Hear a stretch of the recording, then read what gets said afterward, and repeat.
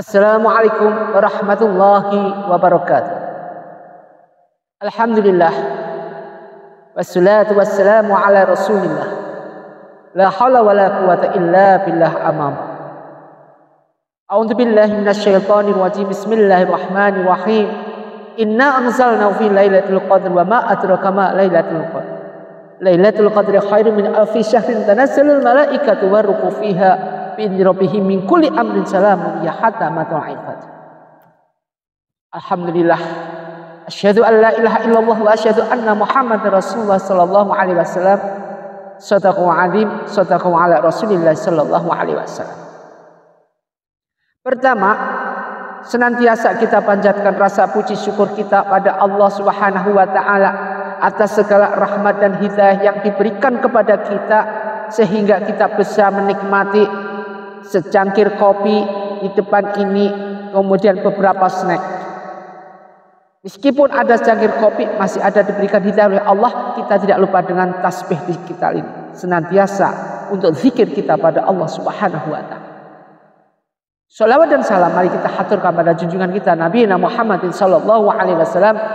Mudah-mudahan syafaat senantiasa tertitiskan, terlimpahkan selalu bersama kita dari mulai sekarang sampai nanti kita masuk ke alam kubur, sampai nanti qoblal maut ba'diyal maut. Dapatkan rahmat ketika kematian kita, ketika kita menjelang ajal nanti, ketika kita nanti mendapatkan rahmat juga, syafaat juga di alam barzakh, di alam kubur. Insyaallah bagi hamba Allah, umat baginda Rasulullah SAW senantiasa membaca istighfar, membaca sholawat, tidak pernah ada putus-putusnya. Insyaallah Allah akan berikan suatu hidayah, suatu lapang dalam kuburnya, suatu hal yang tidak dimiliki mereka-mereka yang bukan ya ayyuhalladzina aman, orang-orang yang beriman. Ma'asyiral muslimin muslimat rahimatullah, dimuliakan Allah. Kita tahu kondisi detik ini di mana negara kita dalam kondisi bisa dibilang paceklik atau ekonomi masih begini, bisa dibilang kondisi sekarang ekonomi tidak labil, bisa dibilang sekarang mencari pekerjaan susah, bisa. Segala sesuatu itu tidak pernah ada pasnya. Tidak usah jauh-jauh kita mikir negara, mikir rumah tangga kita selalu tidak pernah ada pas. Ketika suami begini, tidak ada rasa terima kasih dari sang istri. Ketika sang istri begini buat anaknya, rasa terima kasih anak pada sang istri tidak ada. Rasa toleransi kita terutama tetangga kadang-kadang sering banyak selahnya, banyak lepasnya daripada baiknya. Ketika kita berbuat suatu kebaikan, tidak pernah tersirat suatu hal yang bisa menanamkan suatu kebaikan yang luar biasa. Tidak pernah. Kebaikan yang kita jalanin bertahun-tahun bisa hangus hanya karena kejelekan yang kita lakukan satu kali. Artinya apa? Ini merupakan panas tahun, hanya hujan sehari. Selesai. Kebaikan yang kita lakukan selama ini bertahun-tahun, ketika kita melaksanakan segala suatu kesalahan, hilang hanya seketika itu. Nama baik kita hilang, semuanya hilang. Inilah yang dimaksud dengan kenikmatan, kesabaran, bisabri wassalah. Ada dua tuntunan yang bisa membuat kita untuk menjadi hamba Allah senantiasa taat pada Allah. Aqimis sholah, laksanakanlah sholat. Karena dengan itu bisabri wassalah, dengan sabar dan sholat kita jadikan suatu hal yang merupakan suatu hal yang istiqomah. Senantiasa sholat ini menjadi hal yang menjadikan tuntunan wajib. Inna sholata tanha 'anil fahsya'i wal munkar. Dengan sholat ini kita bisa mencegah perbuatan keji dan mungkar. Ini maka dari Al-Quran Al-Isra disebutkan aqimis sholah itu. Artinya apa? Laksanakanlah sholat. Antum jangan sampai ninggalin sholat. Kalau sampai nanti ninggalin sholat, salah satu riwayat di mana nanti di alam kubur ada seekor ular, di mana ular itu ketika mereka masuk ke alam barzakh langsung ada ular yang besarnya, insya Allah bisa dibayangkan Ekornya sepanjang kita memandang dari pandangan, kepalanya tidak bisa ditangkapkan. Taringnya ini tancapnya, Masya Allah, melebihi pedang. Uniknya si ular ini, wajahnya bukan seperti wajah ular. Bisa dibilang wajahnya seperti wajah orang yang geram. Pandangannya adalah pandangan yang melebihi daripada malaikat maut. Mengerikan sekali ketika mereka dilihat siapa yang tidak pernah atau sering meninggalkan sholat. Ketika dilihat langsung dia berjin. Ini baru dilihat, belum nanti disiksa. Di ekornya ini adalah ada ekor, tapi bukan ekor ular biasanya. Ekornya seperti tajam seperti tumbak. Tajamnya minta ampun. Nah, ekor ular ini menemui mereka yang tidak sholat. Siapa nih yang nggak sholat? Siapa ini yang sering meninggalkan sholat? Antum, anak antum, ini sering meninggalkan sholat. Itu si dia sering meninggalkan sholat. Mereka yang sering meninggalkan sholat itu ditangkap sama ular ini. Bukan digigit, tidak.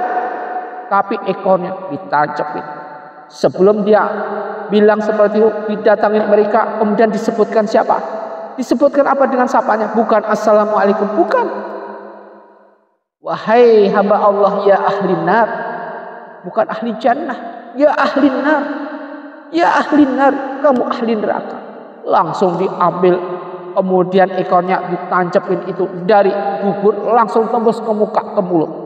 Kemudian dilepaskan, dilemparkan ke bumi, hancur berkeping-keping.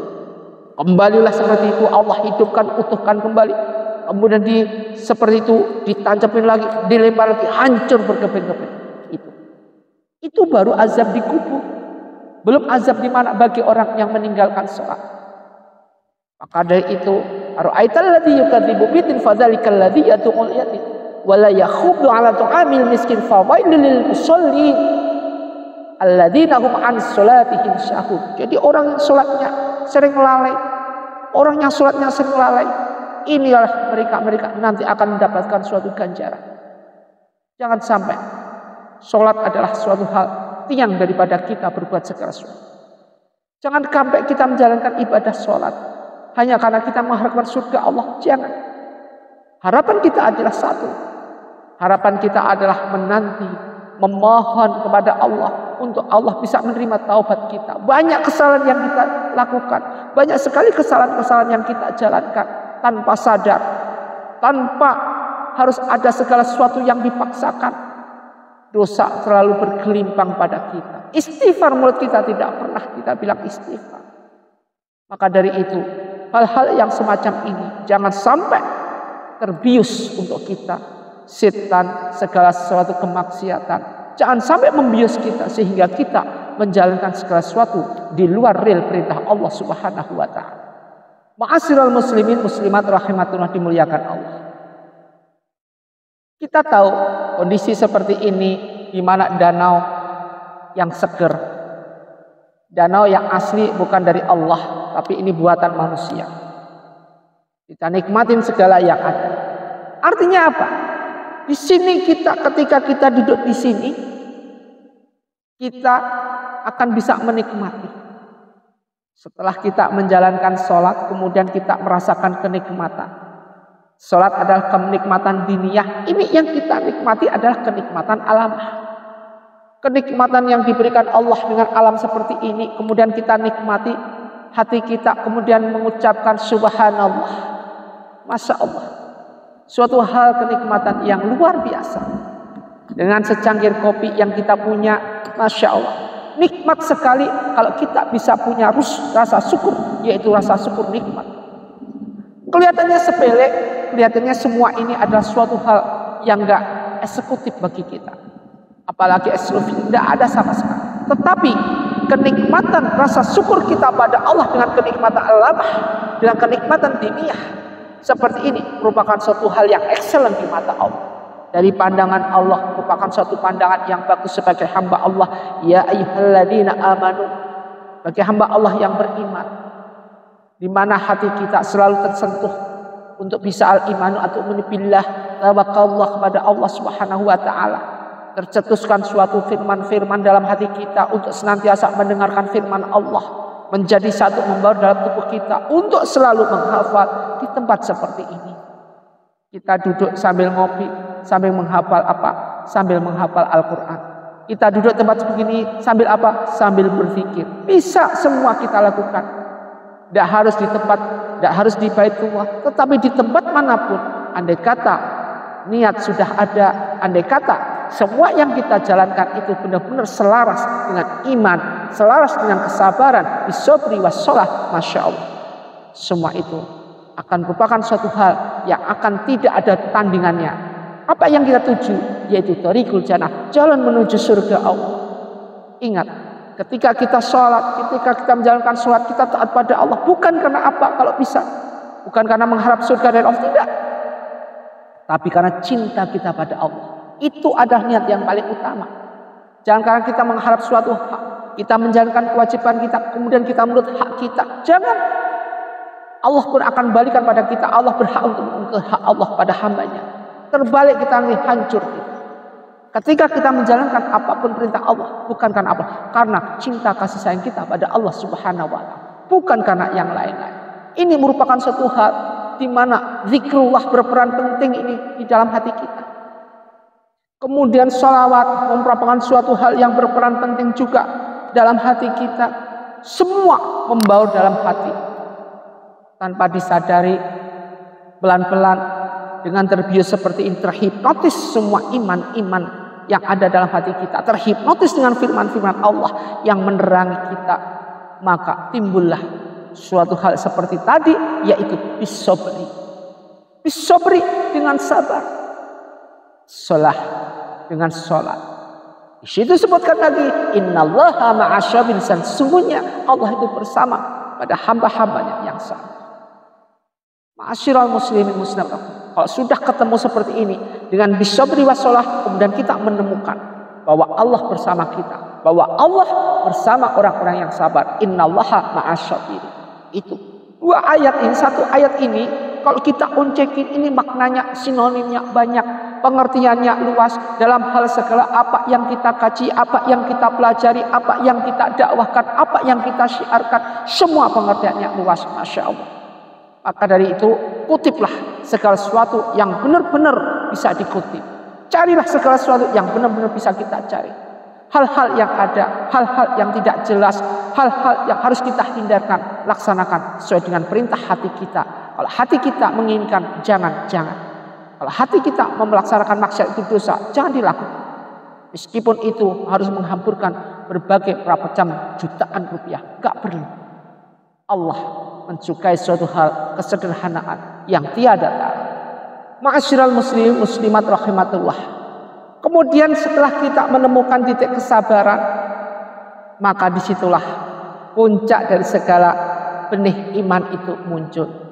Dengan kesabaran yang luar biasa, kemudian kita menjalankan suatu ibadah yang luar biasa, diimbang segala sesuatu apabila sabar, maka didumri dengan sabar, maka ini merupakan pertanda bahwa itu merupakan kuatnya iman.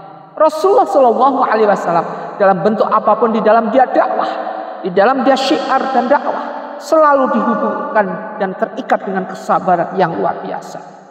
Jika dihantam dia di dalam dakwah sampai giginya rontok, Rasulullah malah mendoakan. Rasulullah sabar, karena Rasulullah tahu bahwa Allah bersama baginda Rasulullah SAW.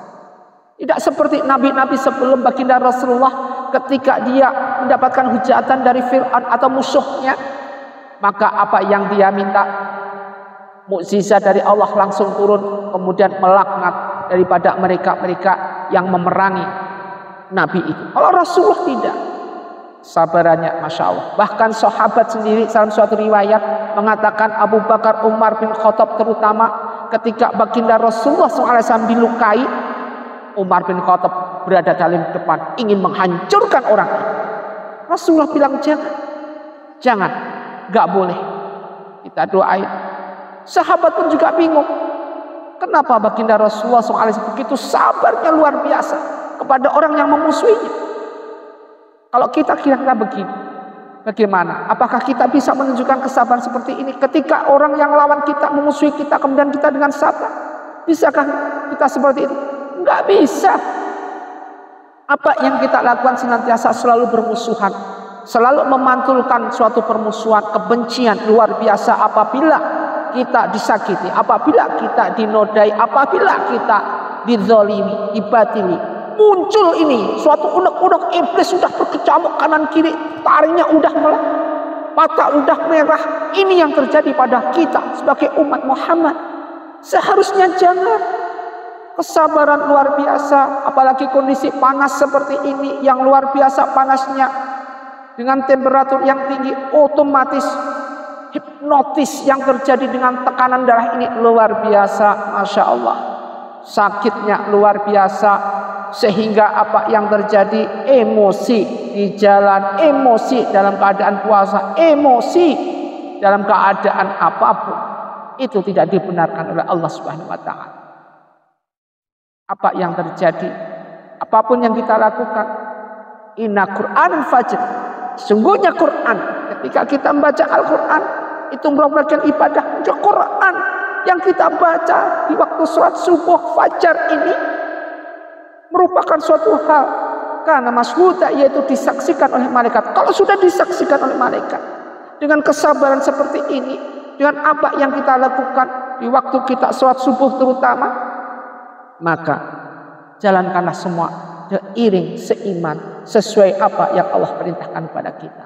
Ma'asyiral muslimin muslimat rahimatullah. Mudah-mudahan pencerahan bimbingan amalan ini merupakan suatu hal yang perlu kita tingkatkan. Jangan lupa amalannya. Terus Pak Ustadz bilang amalan diperbanyak. Apapun terjadi ketika kita hidup di dunia tidak pernah lepas dari apa namanya booming, apa namanya suatu kesusahan, kesedihan. Maka dari itu jangan menanti kesedihan datang kemudian kita mengamalkan. Amalkan dari sekarang. Berbanyak istighfar 1000 kali setiap hari, jangan sampai putus, terutama baca setelah sholat subuh, kemudian baca sholawat banyak 1000 kali minimal per hari. Insya Allah Allah akan jamin. Wa may yatawakkal 'ala Allah fahuwa hasbuh. Digolongkan sebagai hamba Allah yang tawakal, dicukupi kebutuhan kita semua. Jangankan hutang, apapun kita mohon pada Allah, doa kita dikabulkan oleh Allah Subhanahu wa taala. Ma'asyiral muslimin muslimat rahimatullah. Jangan kita terlena dengan suatu kehinaan dan kenistaan yang ada di dunia ini. Ini sifatnya fata morgana. Lebih hina lagi kalau kita dihina dengan mendapatkan kehinaan, kenistaan di mata Allah. Ini yang paling parah. Jangan sampai kehinaan, kenistaan di depan atau di bumi tidak ada artinya. Kita hidup di dunia hanya 0,24 jam waktu akhirat. Kehidupan di akhirat kekal abadi selamanya. Maka dari itu, jadikanlah kita, diri kita, hati kita menjadi suatu bimbingan, pembimbing paling utama untuk jasad kita, untuk roh kita nantinya menuju akhiril jannah.